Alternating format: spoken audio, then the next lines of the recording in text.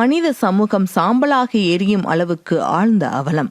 பள்ளி சென்று கல்வி கற்க வேண்டிய 15 வயது சிறுமி திமுக நிர்வாகி ரமேஷ் தலைமையில் விடுதியில் அடைத்து வைத்து பல கயவர்களுக்கு விருந்து வைக்கப்பட்டிருப்பது மனித மனசாட்சியை அதிரச் செய்துள்ளது.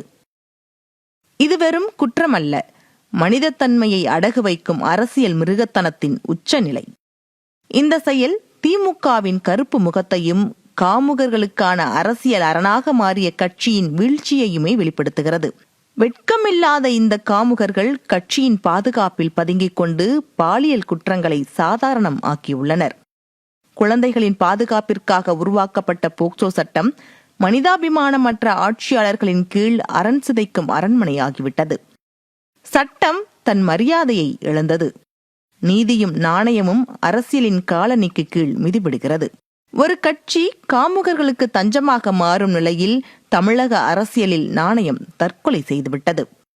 கொடூரம் நடந்தது விடுதியில் அல்ல, இரக்கமே இல்லாத திமுகவின் மனசாட்சியில்தான். திமுக ஆடை அணிந்த இந்த பாலியல் மிருகங்களுக்கு திமுக அசுரனா அரணா?